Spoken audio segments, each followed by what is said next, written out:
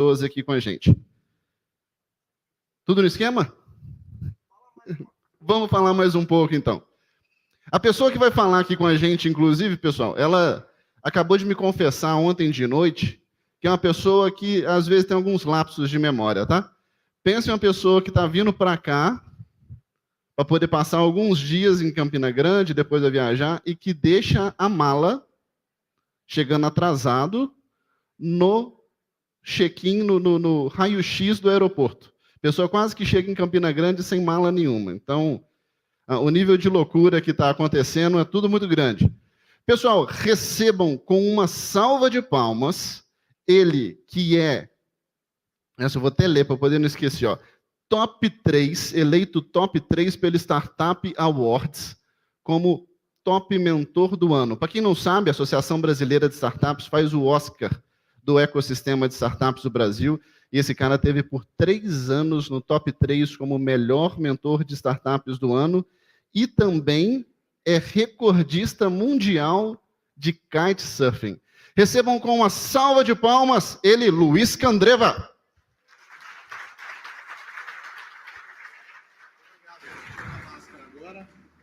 Valeu. Muito obrigado pela apresentação, falando que eu tenho um lapso de memória. Foi bom, né? Já começamos isso. E depois nós chegando falando que eu sou recordista mundial. O pessoal olha e fala, como é que pode um gordinho ser recordista mundial de um esporte como kitesurf? Alguém pratica kitesurfing aqui? Não. Alguém já fez? Alguém veleja? Alguém já pratica kitesurfing?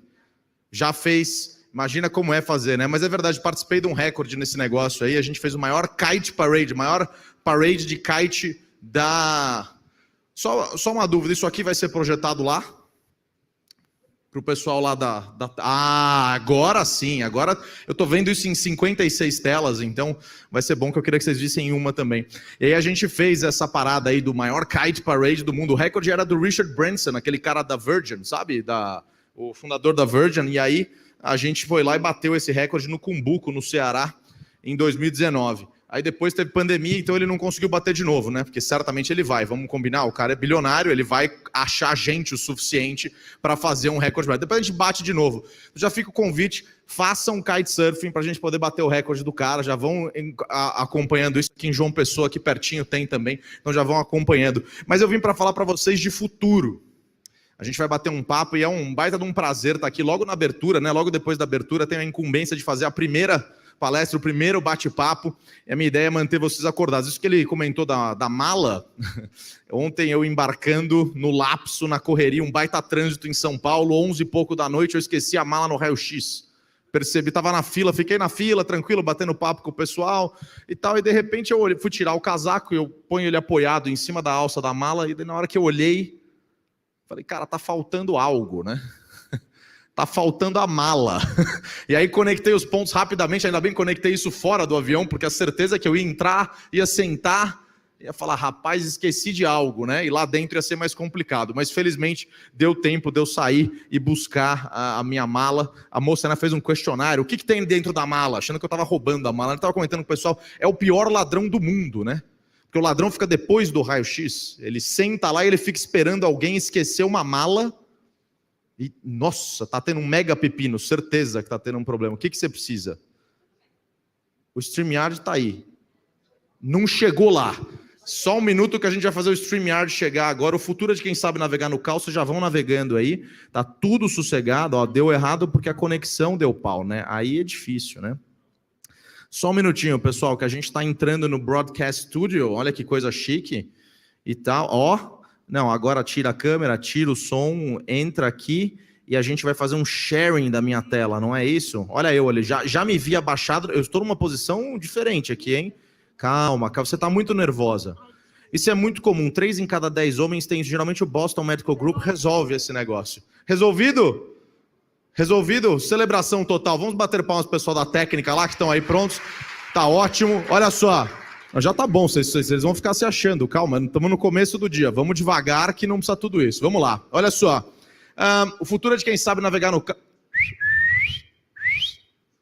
Vamos lá. Senão eu perco a atenção de 2, perco a atenção de 15, perco a atenção de 20. Vamos focar aqui, precisa fechar um negócio, ganhar uma grana, vai ali fora, não tem problema nenhum e volta depois. O futuro é de quem sabe navegar no caos, de quem fica confortável nele. Eu quero que vocês fixem bem isso, porque a gente vai falar bastante.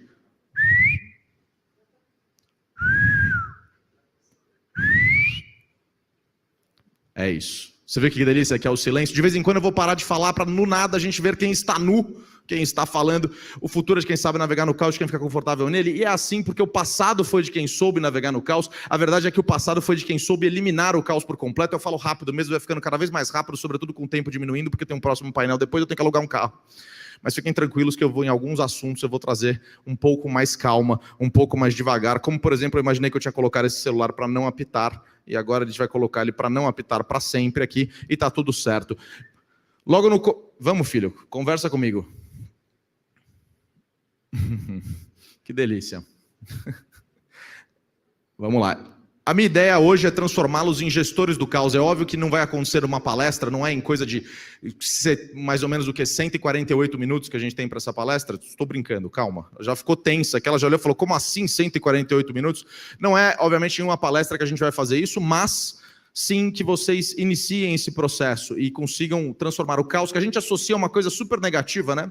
A gente olha para o caos como uma coisa tipo, caramba, está um caos lá fora, minha agenda está um caos, minha vida está um caos, mas na verdade o caos é extremamente positivo. É só nesse tipo de cenário em que as coisas podem se transformar de verdade. É só quando as peças do tabuleiro se movem o suficiente que as coisas podem se transformar. Lá no comecinho, eu fui apresentado, entre outras coisas, como um futurista. Se eu não fui, está aí escrito no negócio. E aí o pessoal fica me perguntando o que raios é um futurista, né? Seria provavelmente... mas isso aqui está devagar, hein? Só um minuto que eu vou tentar mexer na posição do negócio aqui, que eu acho que o passador aqui está meio difícil. Vamos lá. Seria alguém que prevê o futuro, nada mais longe da verdade. Seria um desempregado com nome chique? Podia ser, né? Você põe lá futurista e fica lá um nome bacana para um negócio que não tem. Agora testei daqui. Mas é alguém que desenha cenários. Não esses cenários bonitinhos que estão aí, mas cenários de futuros possíveis, prováveis e desejáveis. Qual que é a diferença entre eles? Futuros possíveis. Todos vocês se tornam kitesurfistas. Futuros prováveis. Não é tão provável que isso aconteça, certo? É desejável que isso aconteça?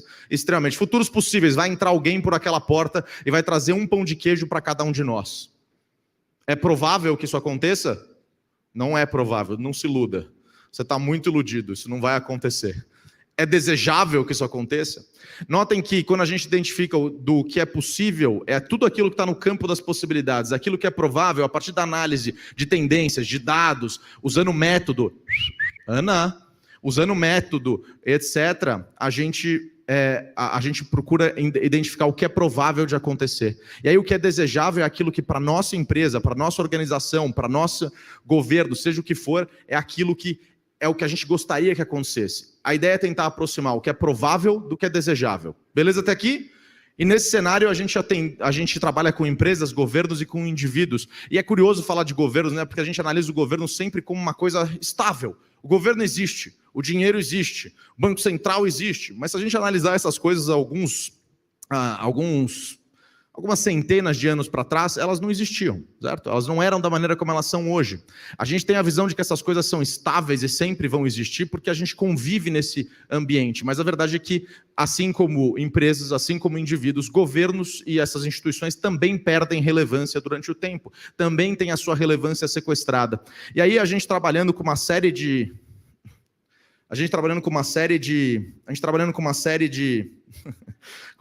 empresas, e elas não estão aí para fazer uma propaganda, mas para dizer que é variado o rumo de tudo, a gente foi procurar uma equação literal, uma equação que pudesse explicar. Será que esses movimentos de ruptura, será que esses movimentos de inovação, eles se repetem na história? E se eles se repetem, a gente conseguiria antever o que pode acontecer? Ou então, pelo menos antever qual é a próxima grande onda, e antevendo talvez a gente tivesse alguma oportunidade interessante. E aí a gente fez duas grandes descobertas. E não é mais uma das variadas e salutares vacinas que a gente tem, também não é que o Luke é filho do Dart. Aliás, quem não gosta de Star Wars aqui? Levanta a mão aí, quem não gosta de Star Wars? Alguém não gosta? Pode levantar a mão, eu vou usar muito isso. Quem já viu um carro? Eu vou tentar, que vocês acham que vocês não estão pegando, eu vou acordar vocês. Quem já viu um carro? Pode levantar a mão. Eu queria muito levar você ali fora. Você é o fotógrafo, vai participar. Você está achando que você está fotografando? Não, vamos tentar de novo.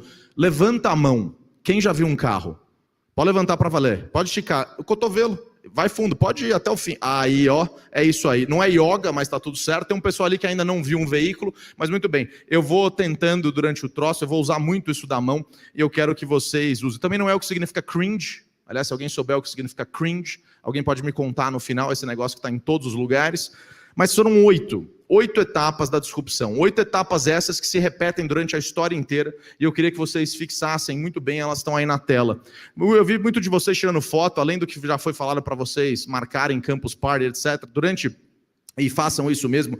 Durante essa palestra eu vou apresentar uma série de vídeos, de documentários, de materiais, e no final muita gente vem, inclusive o pessoal que está online lá com a gente, fala assim, caramba, me manda aquele negócio, aquele documentário do cara que revolucionou a medicina, me manda aquele outro troço e tal.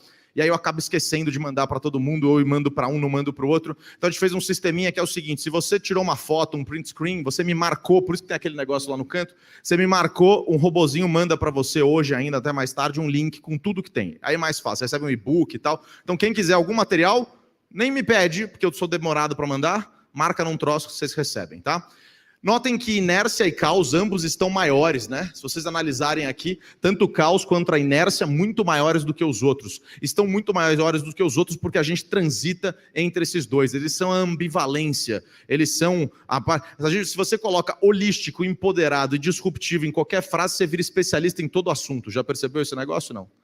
Este evento é um evento para a gente trabalhar inovação e comunidades de empreendedorismo de maneira holística, com vistas a empoderá-los para essas épocas disruptivas. Caramba, vira especialista no assunto, né? Mas essa ambivalência que a gente tem entre inércia e caos, a gente vai permear todas essas áreas hoje, fazendo uma jornada da humanidade, aí mostrando como isso acontece desde sempre e vai acontecer com o negócio de vocês, vai acontecer com a profissão de vocês também e vai acontecer com todos os universos onde vocês estão. Isso acontece porque essas etapas se repetem de maneira recorrente, diria infinita durante a história, em vários cenários distintos.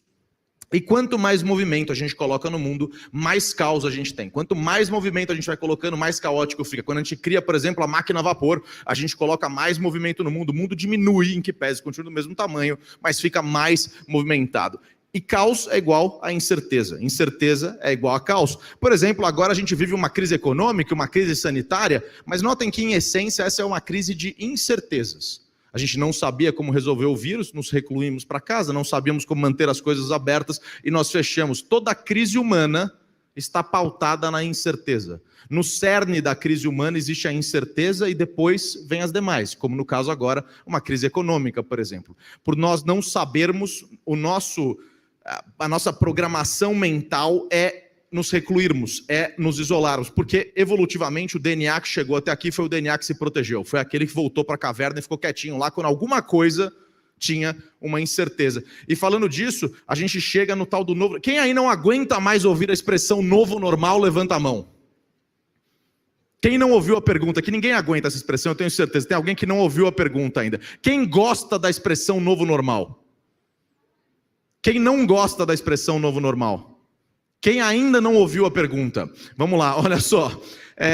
Até porque o que é normal, né? A normalidade é uma coisa extremamente subjetiva. O que é normal para alguém no interior do Japão é totalmente diferente do que é normal de alguém na Riviera Francesa, que é absolutamente diferente do que é normal para cada um de nós individualmente.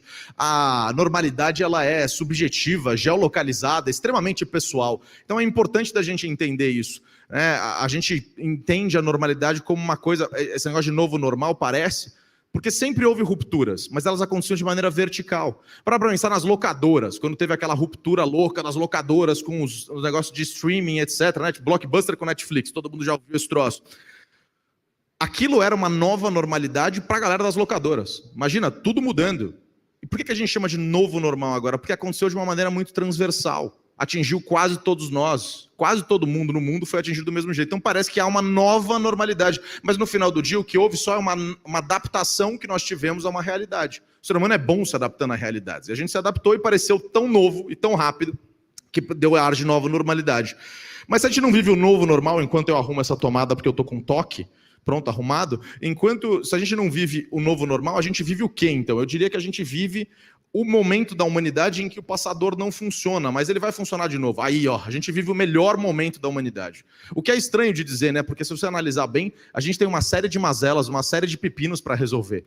No final do dia, a gente tem muitos problemas, mas nós estamos no melhor momento sobre todos os indicadores. Talvez antes da pandemia um pouquinho melhor, mas a verdade é que se você olhar o gráfico, a gente só cresce. O menor número de pessoas na linha abaixo da linha da pobreza, o menor número de pessoas sem acesso à eletricidade, o menor número de pessoas sem acesso à educação. A gente vive hoje o melhor momento da humanidade, com muita coisa para resolver, é verdade, mas o melhor momento. Além de ser o melhor momento da humanidade, é também o momento mais caótico da humanidade.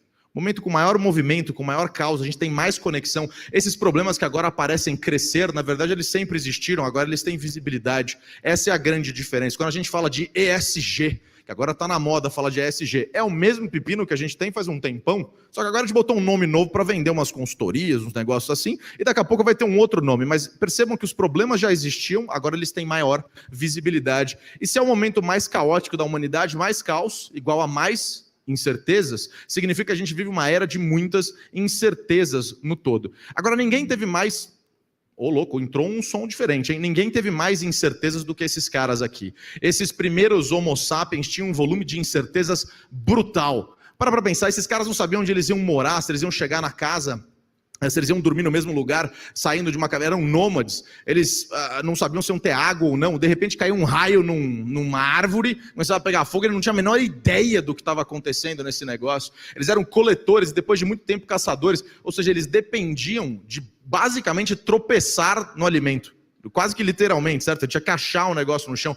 Pensa no acaso que era você depender de achar o alimento, né? Você não ter a intencionalidade de criar, etc.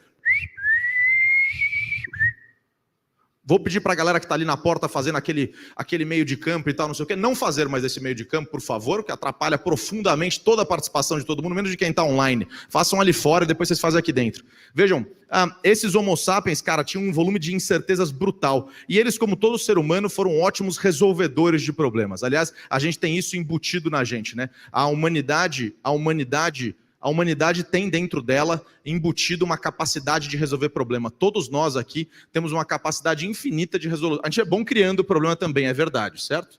Todo mundo que tem um ex-namorado ou uma ex-namorada sabe disso. Mas a gente é bom criando problemas. Mas nós somos muito bons resolvendo essas coisas também. E resolver problemas tem a ver com reduzir incertezas e tem a ver também com aumentar a relevância. No final do dia, essa busca por relevância é constante. Não se engane, o negócio de vocês enquanto profissionais, estão todos os dias lutando por uma relevância. Existe um sequestro de relevância enorme. De um lado tem uma empresa aqui roubando um pedacinho da relevância da sua empresa, do outro tem um profissional novo, uma área nova surgindo, aparece uma galera diferente. Por exemplo, ontem eu conheci o pessoal da Spotten, que estão ali, ontem eu conheci o pessoal dentro do avião. Aparentemente a gente já se conhecia, mas a gente se conheceu dentro do avião e tal. Eles estão criando uma solução nova para uma área do varejo. Já tem um monte de gente fazendo isso, mas eles estão roubando a relevância de alguém, estão pegando um pedacinho dessa relevância. Então isso acontece a todo momento. E no final do dia, toda transformação humana segue 3 pilares principais. Eu queria que vocês fixassem muito, essa parte é super importante. O primeiro deles, dores, necessidades, anseios, desejos humanos, o fator humano. Qual é a dor que está envolvida nesse negócio? O segundo, tecnologia. E quando eu falo tecnologia, vocês muito provavelmente já associaram a um foguete como esse daí, ou Big Data, AI, esses nomes bonitos que colocam para lá e para cá, mas tecnologia também é e também foi uma pedra lascada. Aliás, durante muito tempo, essa foi a melhor tecnologia que nós tínhamos em todo o planeta. Foi por causa desse troço que a gente conseguiu cortar a carcaça dos animais, que a gente conseguiu cortar cordas. Foi por causa disso daí que a gente avançou. Tecnologia não tem a ver com eletrônica, como a gente geralmente associa hoje em dia, o universo virtual. Tecnologia tem a ver com uma ferramenta que resolve um problema. É uma maneira da gente resolver um problema. Isso é importante de fixar, porque isso tira um viés que a gente pode ter no todo. E a terceira é a conjuntura. Então, o fator humano, a tecnologia e a conjuntura. Notem que nem sempre eles estão os 3 alinhados. Vamos pensar, durante a pandemia, a gente já tinha o dor, o desejo de se conectar com os outros? A gente já tinha essa vontade de se conectar entre humanos? A gente já se conectava, certo? Aí foi para o virtual. As tecnologias que a gente tinha, Zoom, StreamYard, WhatsApp, Slack, a gente inventou alguma coisa dessas durante a pandemia ou já existia tudo? A gente inventou alguma coisa durante a pandemia ou já existia tudo? Já existia tudo, certo? Então o que mudou? A conjuntura, certo? De repente, em algum momento, a gente foi obrigado a se recluir, com isso mudou. Mas nota que nem sempre a conjuntura é o drive para esse negócio. Por exemplo, esses neandertais que eu mencionei aqui, esses caras, os homo sapiens aí, eles tinham... Qual era a dor ali maior nessa questão da alimentação? Uma escassez de alimentos e uma incerteza gigante, certo? Eles tinham uma incerteza em relação ao alimento. Muito bem. E aí a conjuntura era de escassez de alimentos, não era? Eles queriam comer e não tinha. Então você vê que a conjuntura e a dor humana já estavam lá. Falta uma tecnologia para uma grande transformação. E eles inventaram duas. Quais foram essas duas tecnologias que transformaram essa jornada? Chutem. Pensa, eles tinham escassez de alimentos. Eu quero que vocês pensem, palestra que só fala não adianta. Eles tinham escassez de alimentos, eles tinham uma dor para resolver. Qual foram as tecnologias que eles criaram? Oi? Ao que? Agricultura? A pedra? A pedra lascada. Quase. Você acertou 50%, tá bom, passou de ano. Mas, na verdade, a agricultura, muito bom, a agricultura e a pecuária, certo? Porque, para pensar, até isso, é muito louco a gente imaginar que plantar algo e nascer foi algo disruptivo, porque pra gente é muito comum. Todo mundo já fez aquele negócio. Vocês que estão na escola já fizeram aquele negócio do feijãozinho, planta o feijãozinho, nasce. A gente aprende na escola que você planta uma semente e nasce um troço. Mas até esse momento da humanidade, a gente não sabia disso. Em algum momento alguém olhou e falou assim, cara, se a gente... Ele olhou e falou assim, cara, eu como esse fruto vermelho aqui, maravilhoso e etc., essa maçã, que não tinha nome, e eu adoraria ter mais disso. E aí o cara começou a observar que perto da macieira, onde ele jogava fora o resto da maçã, tinha outra árvore de maçã lá. Em algum momento alguém...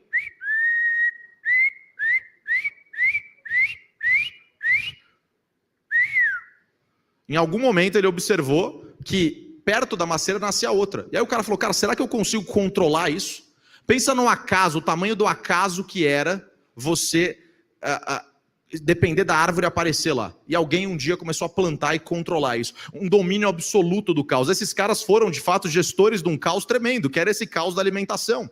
E depois disso, eles saíram do caos para o domínio do caos. Começaram a dominar esse caos com uma tecnologia, com essas duas tecnologias que eu mencionei. Essas duas tecnologias permitiram uma estabilização muito poderosa. Essa estabilização do todo, em que começou a gerar maior espaço para a gente criar ali comunidades, assentamentos maiores. Percebe que as cidades, inclusive Campina Grande, como foi falado, que já nasceu grande, mas nasceu também por causa disso daqui.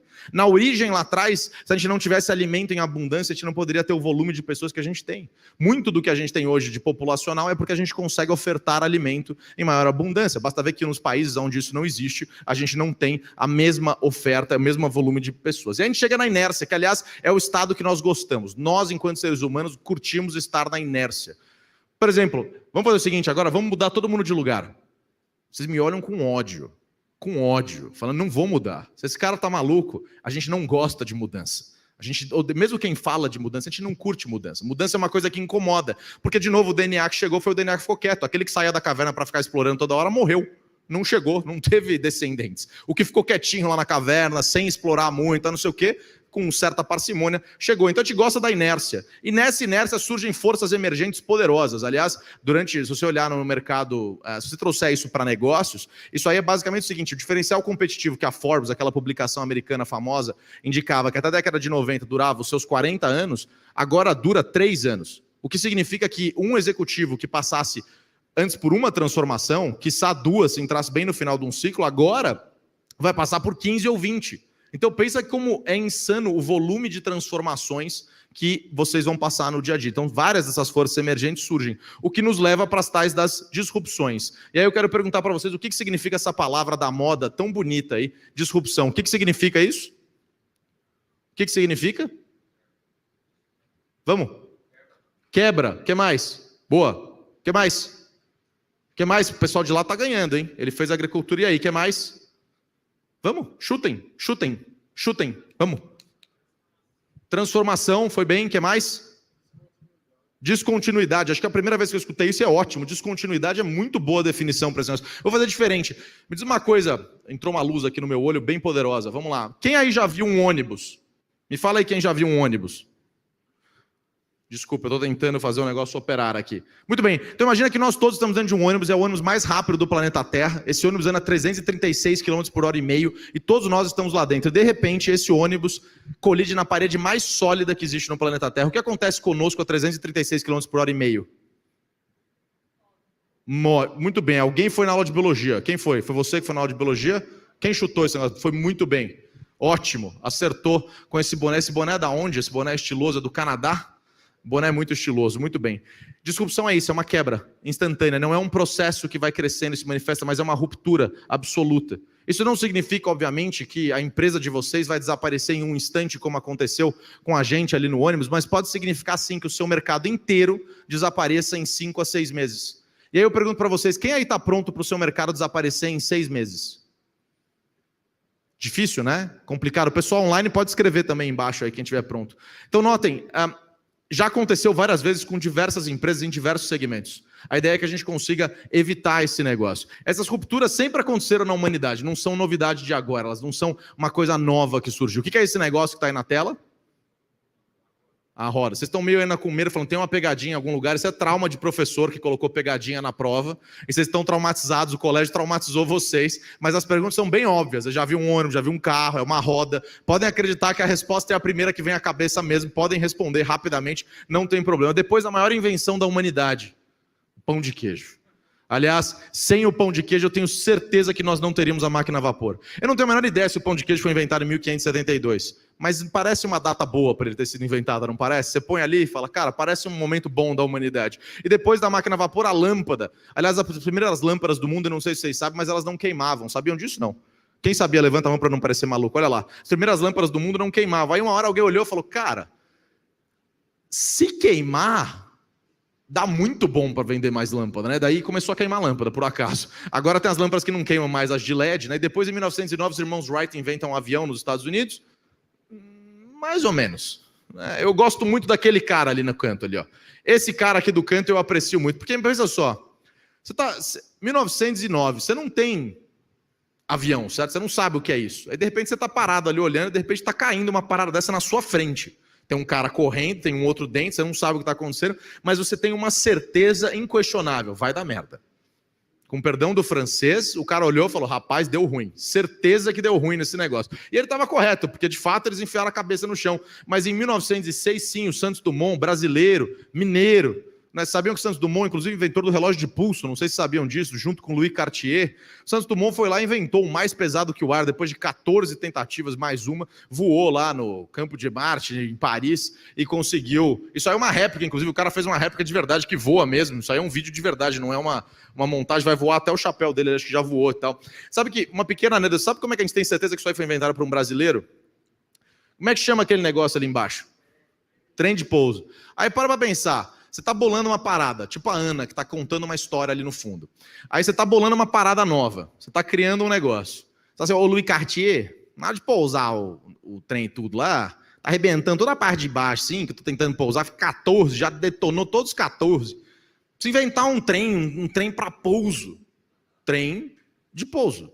Essa é a maior certeza que a gente tem na humanidade de que foi um brasileiro, especificamente um mineiro, que inventou isso. Então, toda vez que vocês puderem, expliquem isso para os caras começarem. Eu estava tem um museu que chama Smithsonian, né, que é em Washington, D.C., que tem lá, pioneiros no voo. Aí tinha os caras lá explicando e tal, não sei o que. Eu fui lá e expliquei. Gear, landing gear, traduz, põe trem, explica o que é trem. Trem é igual a X, né? Em Minas, X igual a trem, vale para tudo. Explica. Aí os caras começaram um conflito. Tinha um belga que era apaixonado pelo Santos Dumont, começou uma discussão. Eu só me retirei, falei, ok, já cumpri o meu papel, já instituí a discórdia, agora é só eu me retirar e deixar que o belga vai tocar. Foi ótimo. Para fechar, só eu coloquei esse exemplo, eu fui fazer uma palestra na ABAR, que é a Associação Brasileira das Empresas Aéreas. E era um evento do Santos Dumont. PIN do Santos Dumont, logo do Santos Dumont, a plateia cheia de pilotos, brigadeiros, não os docinhos, os caras aeronáuticos, brigadeiros e comandantes, e donos de empresas aéreas. Então, você imagina na hora que eu coloquei os irmãos, aí eu olhei e falei, cara, vai dar ruim nesse slide que só.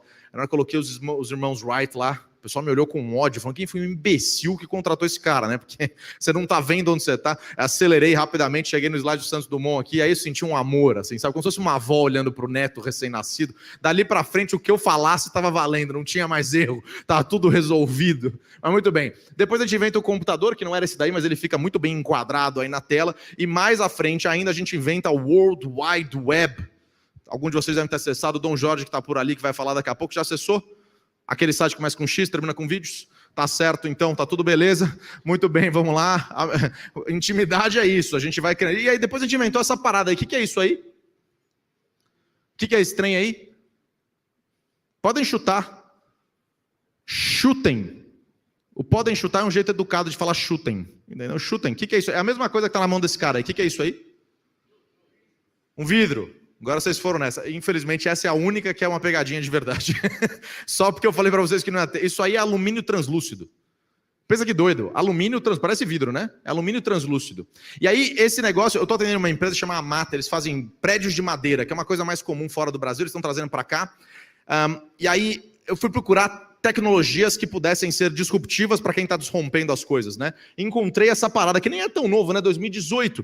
E aí, olha que louco que é isso, porque você consegue fazer um prédio inteiro, translúcido, super resistente e leve, todo de alumínio. E mais do que isso, agora você tem tecnologia para fazer vidro fotovoltaico, né? Que transforma a radiação solar em eletricidade. Você consegue fazer um prédio inteiro de alumínio, super leve, totalmente produtor de energia e vender para o seu vizinho. Pensa aquilo, não pela rede, não devolver para a rede de eletricidade, como se faz hoje em dia. Vender direto, por que não? Por que eu não posso vender para o meu vizinho?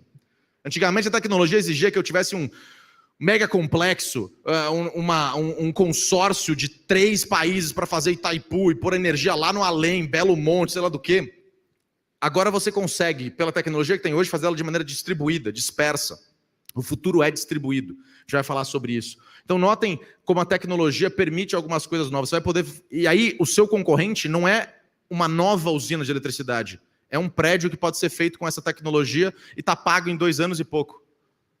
O retorno é muito rápido e o cara pode vender para o vizinho. Então, isso é para pensar como a gente tem tecnologias que são transversais. E mesmo tendo criado tudo isso, a gente geralmente olha para o que falta. Não é questão de otimismo ou pessimismo, mas nós, enquanto seres humanos, temos uma lista de afazeres infinita. É sempre um to-do, sempre 99% a fazer, 1% pronto.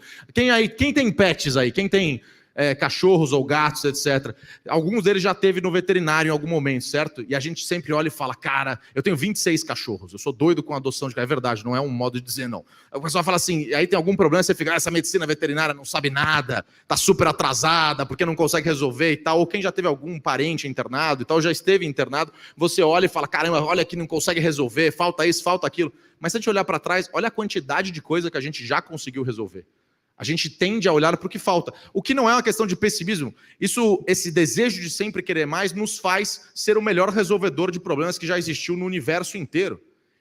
É a certeza de que o futuro será melhor do que o hoje, é porque todos nós temos um desejo de resolver problemas. E alguns vão lá e juntam esse desejo com uma solução, os tais dos empreendedores. Eles acham uma maneira de resolver esse negócio, acham uma maneira de criar valor com tudo. E isso vai corroendo a relevância das organizações. Imagina uma ferrugem atacando uma corrente como essa que está aí na tela e corroendo, retirando, removendo, sequestrando um pouquinho da relevância aqui, um pouquinho da relevância acolá. A verdade é que todos os dias nós, enquanto profissionais ou as nossas empresas, perdem um pouquinho de relevância. Todo mundo, a todo momento. Talvez a gente ganhe mais do que perde, mas a todo momento existe uma troca. E se você não está crescendo, geralmente você está morrendo. Não existe muito um meio do caminho, uma estabilidade mais, porque as mudanças são muito profundas. Isso daí acontece por 2 razões principais.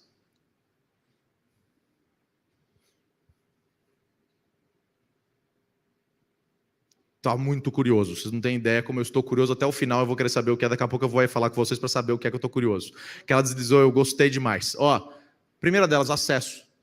Hoje todos nós temos acesso a qualquer informação do planeta de maneira distribuída, organizada e 24 horas por dia. É sem precedentes isso. Tem uma garotada que já nasceu aqui nesse ambiente em que isso já existia, isso já faz parte do dia a dia. O pessoal chama de nativos digitais. Agora, por exemplo, se eu pegasse algum dos... Quem aqui se formou no colégio até 2003, 2004? Levanta a mão aí. Quem se formou no colégio?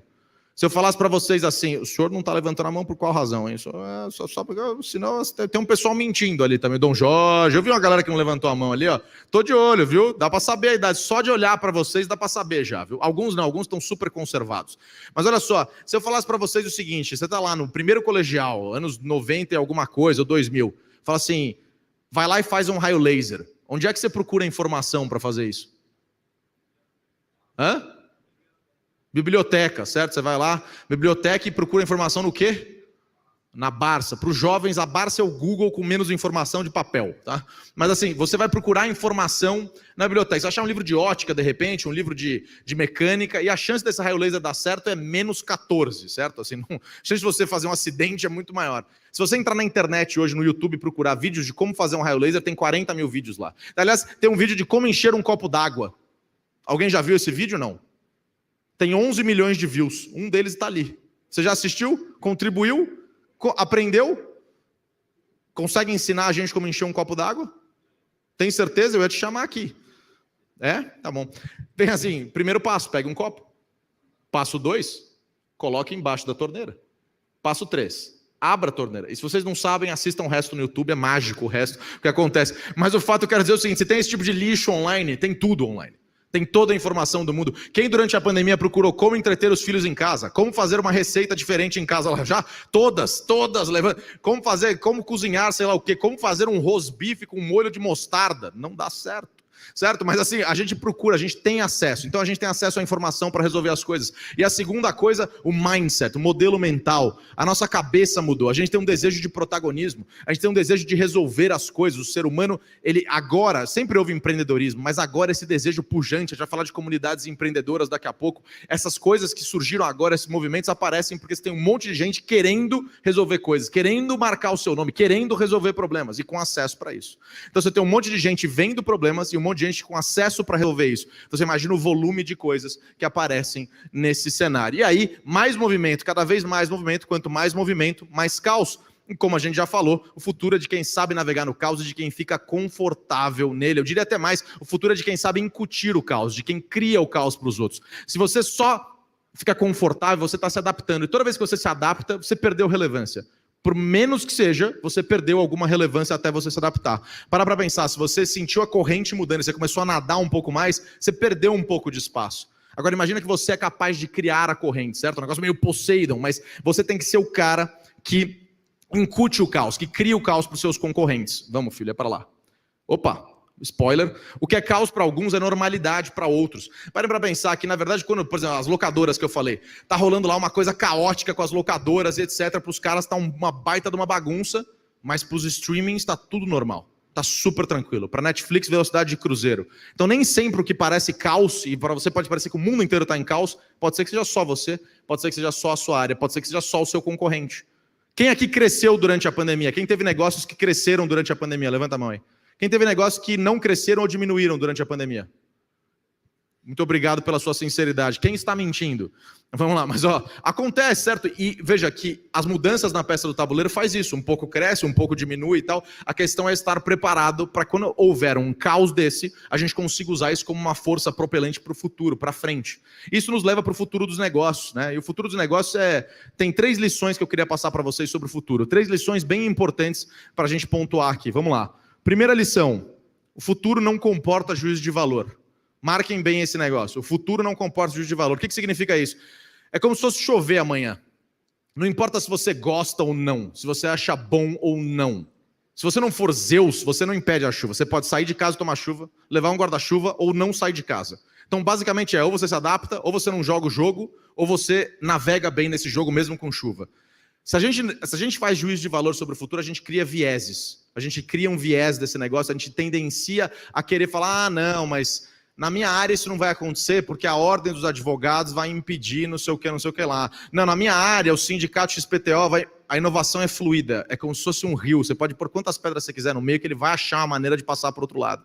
Não adianta tentar impedir essas coisas. E quando a gente faz juízo de valor, a gente cria uma barreira, a gente cria um bloqueio, e esse bloqueio diminui a nossa capacidade de abraçar esse futuro. E quanto antes a gente abraça o futuro, menos ele engole a gente. Segunda coisa, futuro é distribuído, individualizado, personalizado, ele é único. É cada vez menos massa e cada vez mais o indivíduo. Pensem no marketing digital, por exemplo. Você fazia no marketing, você fazia uma campanha mega. Fazer uma mega campanha que atingia todo mundo, sei lá, 70% da população de Campina Grande. Hiper ineficiente, certo? Apesar de dar resultado, era muito ineficiente. Agora você atinge cada pessoa quase pelo CPF. Você consegue fazer campanha pelo CEP da rua da pessoa, pelo trecho da rua. Então, cada vez mais geolocalizada, cada vez mais personalizada. E no futuro, muito provavelmente, nós faremos campanhas baseadas no que a gente pensa. E aí isso aí abre um outro debate que eu não vou entrar agora, que a gente fala muito de liberdade de expressão, mas a gente vai começar a ter que pensar em liberdade de pensamento. Para pensar que doido, que essa liberdade de pensamento é bem diferente, porque a expressão pressupõe que você fale, que você se manifeste, que você escreva. A de pensamento, meramente que você pense. E isso é muito diferente. Você pensa em regimes autoritários por aí no mundo e etc. E aí você olha e fala, cara, se eu não tenho liberdade nem de pensar, você imagina como isso pode ser problemático olhando para frente. Mas por outro lado pode ser incrível também, certo? E aí o terceiro é que o futuro não pode ser visto com os olhos do passado, e eu diria mais, nem com os olhos do presente. Para pensar que doido, né? Quem aí conviveu com seus tataravós? Quem conviveu com seus bisavós? Quem conviveu com seus avós?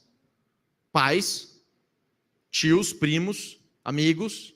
Percebe que a gente convive geralmente com pessoas que viveram ou vivem coisas muito parecidas com as nossas, certo?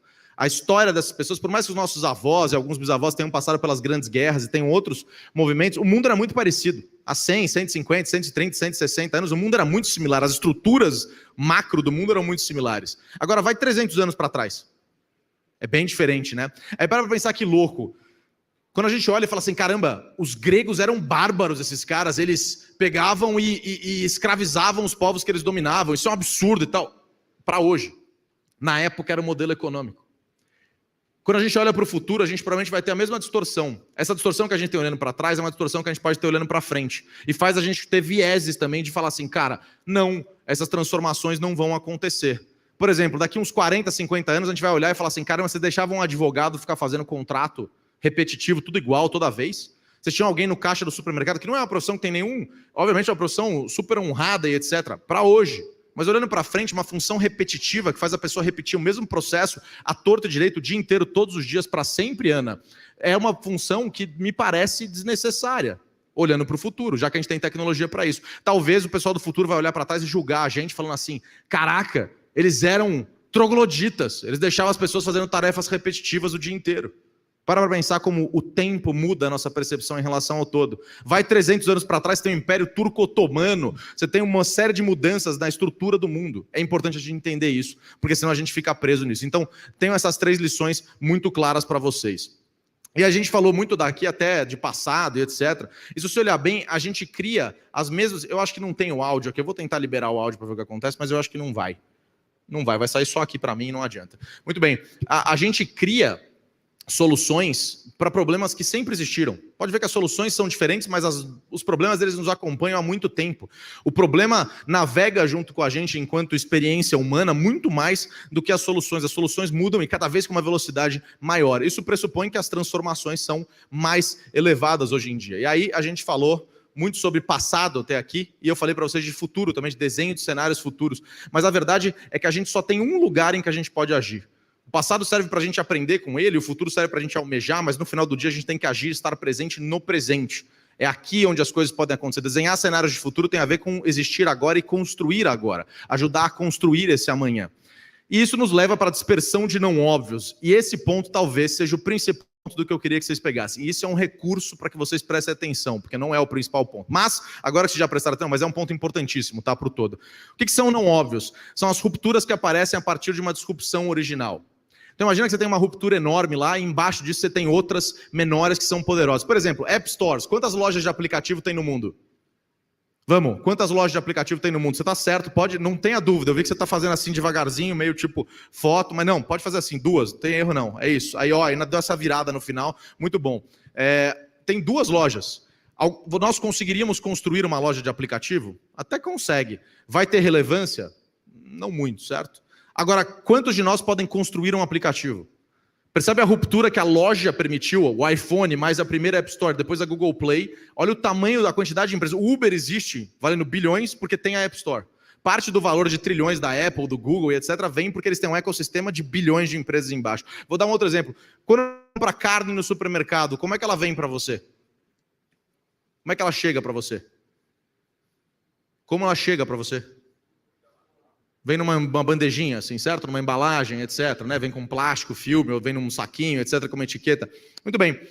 Existem empresas hoje no mundo que imprimem carne. Não sei se já viram esse negócio. Para não me deixar mentir, eu vou mostrar... Bom, primeiro de tudo, só rapidinho. Isso aqui eu coloquei outro dia, eu vou deixar aqui agora na apresentação que eu gostei. Esse é o valor de painel solar caindo no tempo. Né? Saiu de $100 em 1976 para aproximadamente menos de 50 centavos agora.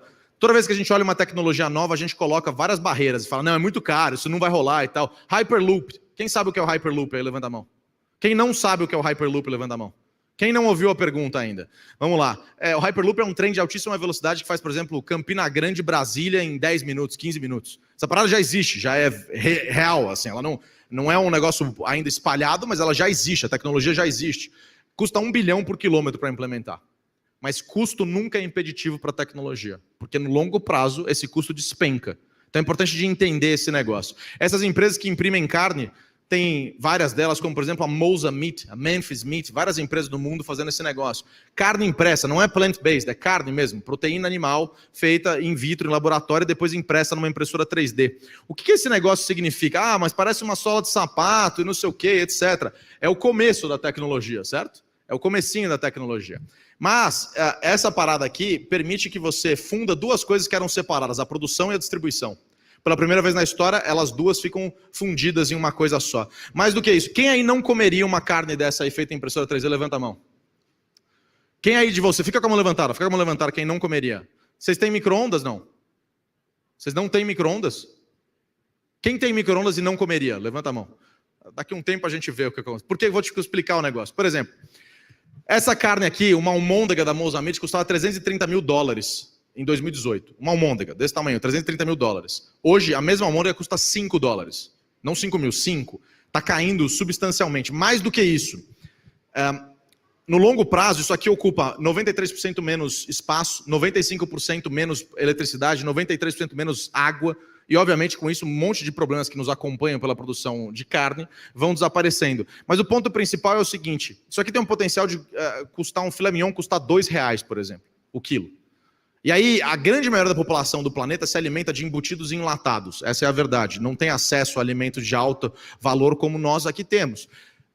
Você imagina que o incentivo econômico já está lá desenhado, certo? Já existe um incentivo econômico. O cara chegar no supermercado e comprar 1 quilo de salsicha por R$15 ou comprar 1 quilo de filé mignon impresso, não impresso, etc., por R$2, o incentivo econômico está colocado. A tendência é que isso aqui cresça substancialmente. A JBS, inclusive, agora falou, está fazendo investimento nisso. Mas entrar nessa tecnologia é super complexo, certo? É uma tecnologia cara, uma tecnologia cheia de... Sim?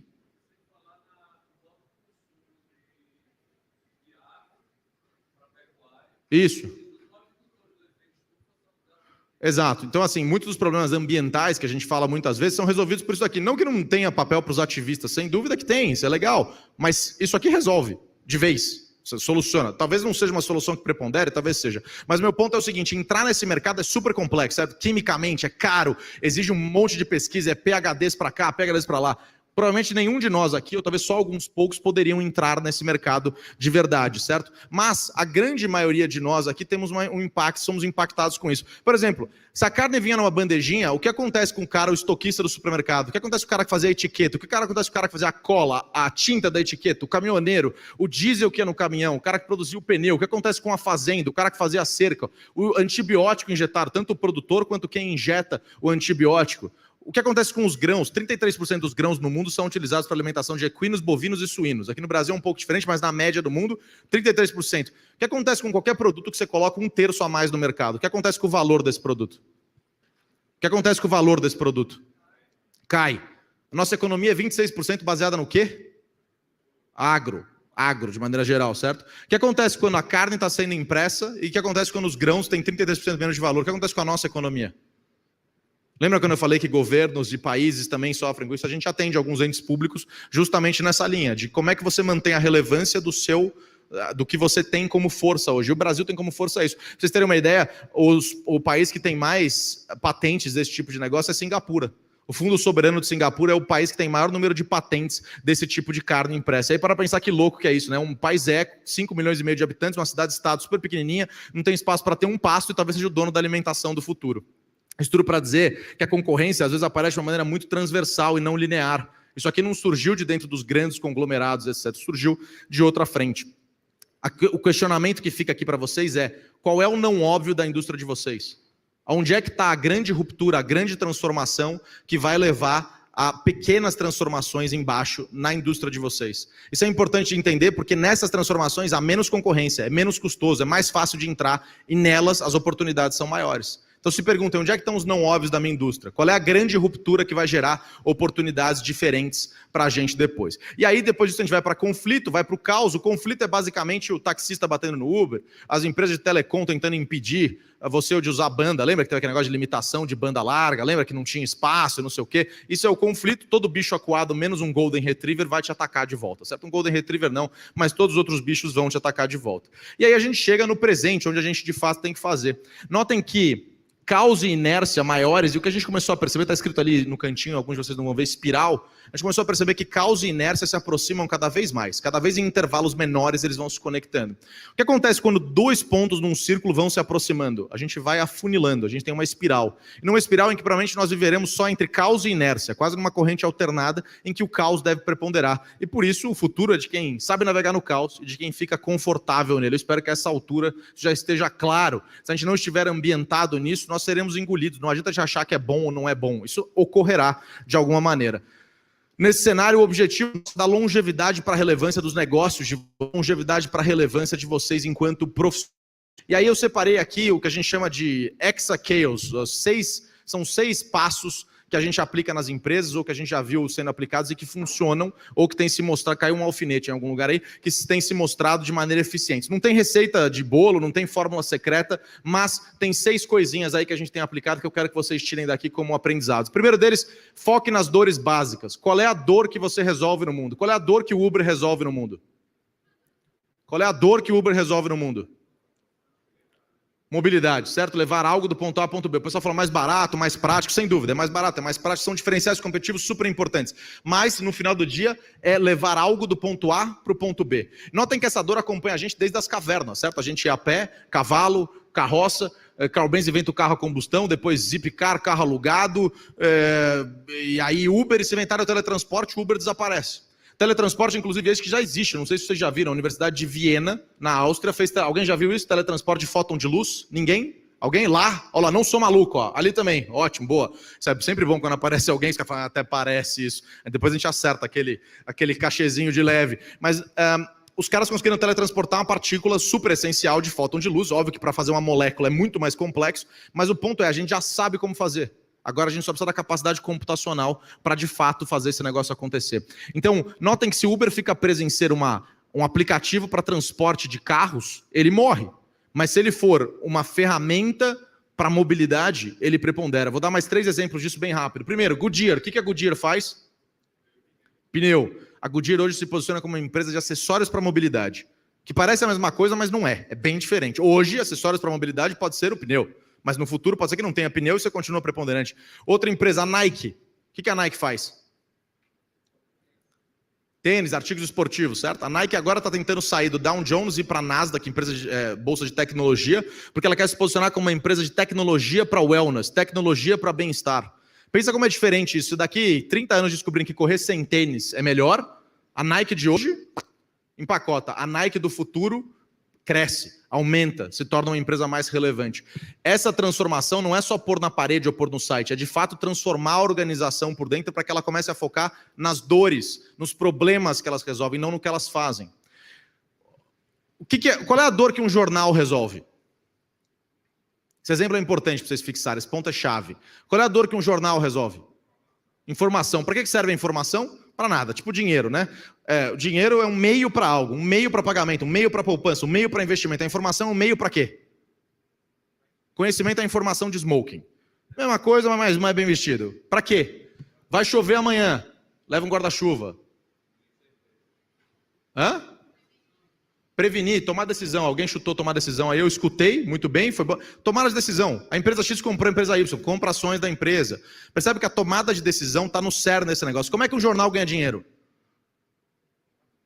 Publicidade, certo? Você vai lá e troca a atenção das pessoas que está lá por causa dessa informação por um anunciante que quer comprar essa atenção. Muito bem, quem já entrou num site, estava escrito assim, conteúdo exclusivo para assinantes, levanta a mão aí.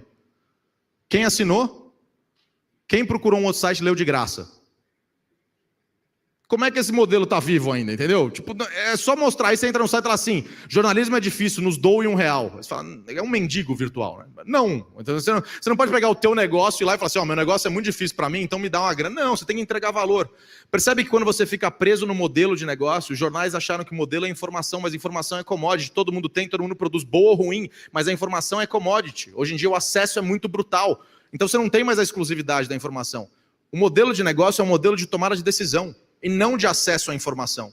Enquanto os que entenderam isso migraram para outras coisas, o Waze tem tanto valor, porque o mapa do Waze é igual. O que ele faz diferente do que o guia 4 rodas, por exemplo? Radar reportado à frente. Ele fala o que você... Quem já entrou na contramão por causa do GPS?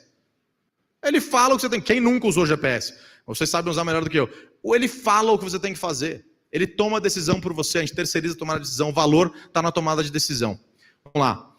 Outra coisa, esse daqui para mim é uma das melhores maneiras de você adquirir, você conseguir inovar, para a gente ir caminhando aqui para o final. Experiências cruzadas são a sua capacidade de pegar uma experiência que você tem numa área e transportá-la para resolver outra coisa. Isso daqui é chave para o profissional do futuro. O profissional do futuro sempre me pergunta, qual é a característica do profissional do futuro? É um resolvedor de problemas complexos. É bem transversal mesmo, mas é um resolvedor de problemas complexos. E a única maneira de você resolver mais problemas é aumentando a sua caixa de ferramentas. É aumentando a sua caixa. Olá, a gente estava esperando vocês. A gente vai começar agora. A gente estava só esperando vocês chegarem. Sim, vocês que estão conversando. Eram vocês que a gente estava esperando. Fiquem à vontade. Ótimo, bem-vindos. Show de bola, tamo junto. Tamo junto, tamo junto. Continuamos juntos. Talvez se vocês não ficassem tão juntos, era melhor nesse momento. Mas vamos lá, vamos lá. É a sua capacidade de transportar isso. E a única maneira de você fazer isso é você ter um ferramental grande. Para você aumentar o ferramental, você precisa de experiências. Eu vou trazer 2 exemplos para vocês, mostrando como inovar não é caro, não é complexo, não é demorado, não é difícil, não é exclusivo para grandes empresas. Primeiro deles, o que é esse negócio na mão desse cara aí?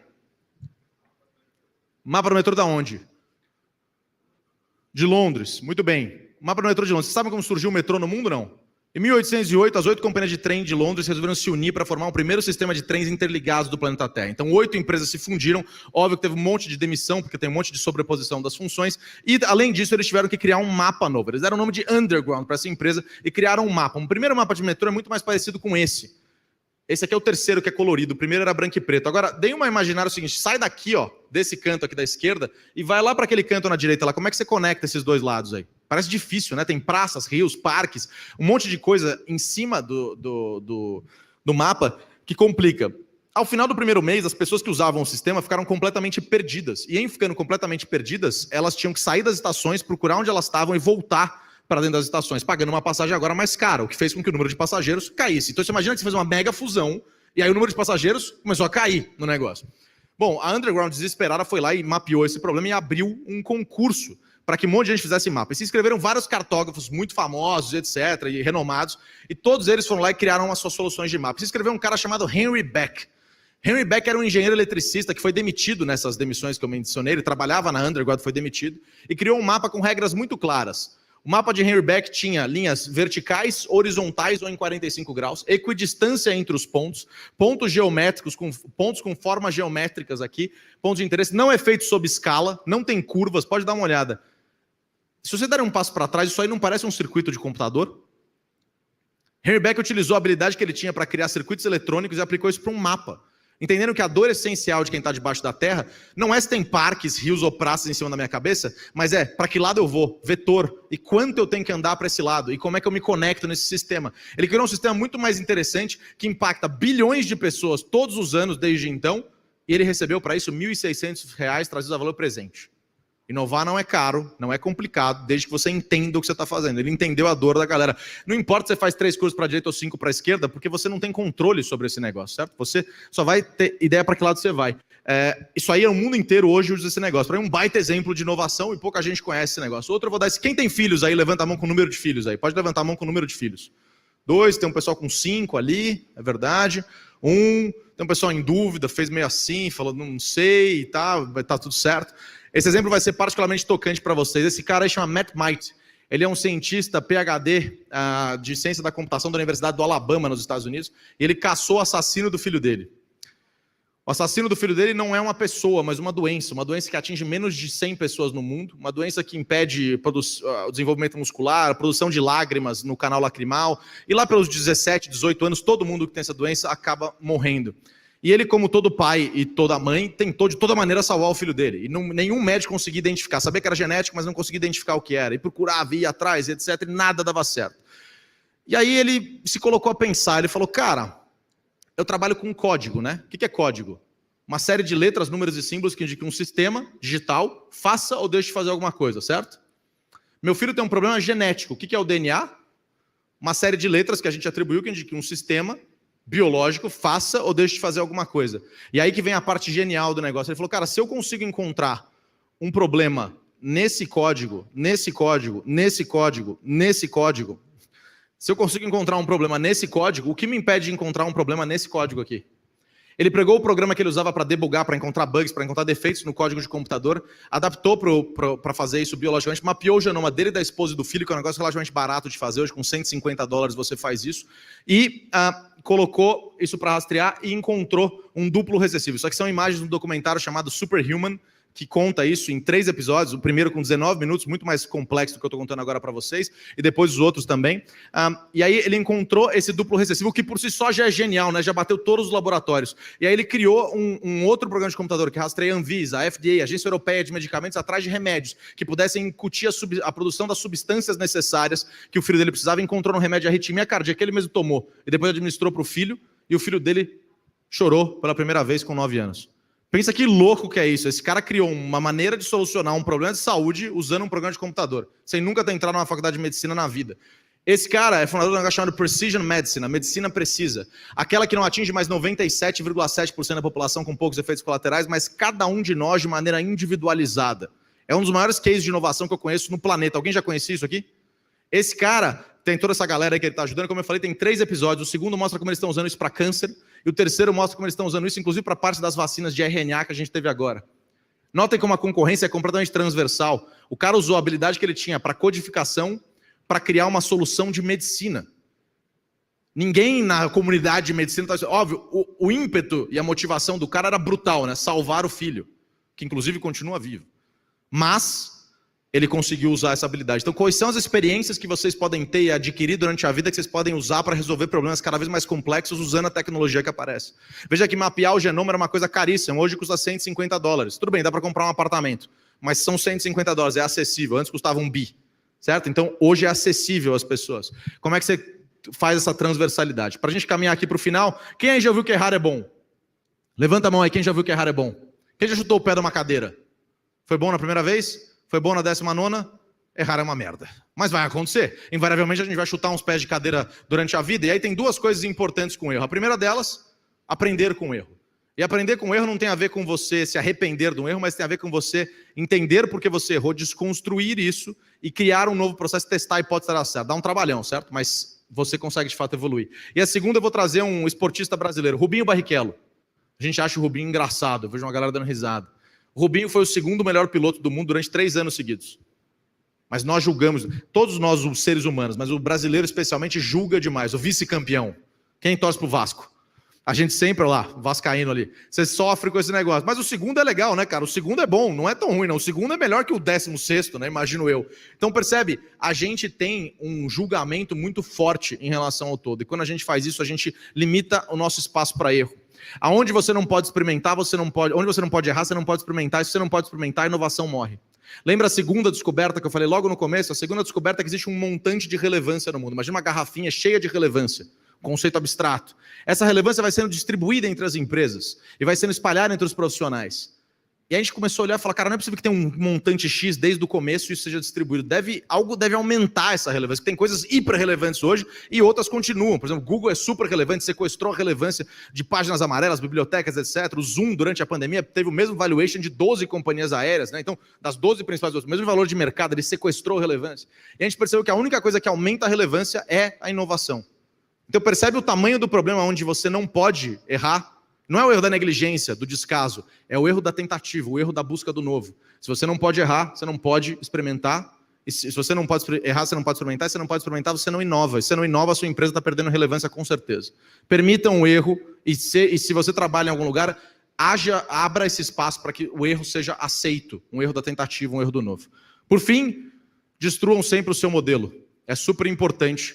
Eu vi Tech, estamos terminando, agora vai acabar, está no fim. Open Heart, está terminando, mas estamos chegando lá.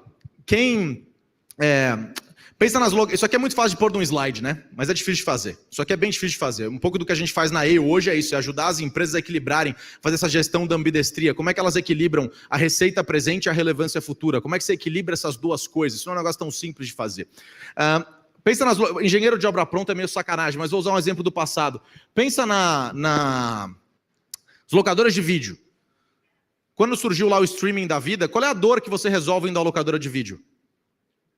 Qual é a dor que você resolve na locadora de vídeo? O que você ia fazer na locadora de vídeo? Entretenimento. Muito bem, já mataram. Não é alugar o vídeo, certo? É entretenimento. E aí pensa que a locadora de vídeo, a Blockbuster, por exemplo, ficou muito boa em fazer você pegar um pedaço de plástico e enfiar num pedaço de metal. Ela ficou boa pra caramba nisso. Você entregava, você punha naquela gavetinha lá do Quick Drop, lá você se sentia malandro, você entregava umas 2 horas depois, não sei o quê. Você conseguia fazer esse negócio. E aí surge o streaming, que é uma maneira mais rápida de levar o entretenimento para você. O que a Blockbuster tentou fazer? Enfatizar o modelo de negócio dela. Ela que tinha acesso aos seus dados, tudo que você gostava, acordo com as produtoras de filmes, etc. Sabia, tinha nome, tinha marca, capital humano, capital financeiro. O que acontece, por exemplo, se a Blockbuster vir e falar o seguinte, olha, ao invés de você alugar um filme meu por R$7, você pode alugar todo o meu catálogo por R$1 online. O que acontece com as lojas da Blockbuster? Quebram. O que acontece com a empresa Blockbuster? Atinge mercados que ela nunca tinha atingido antes, gente que não pagaria 7 para 1, mas pagaria 1 para pegar todos os negócios, cidades onde não tinha acesso. Percebe que a tomada de risco ela é fundamental e nesse cenário, provavelmente ela faria a empresa crescer. Se você não destruir o seu próprio modelo, alguém vai.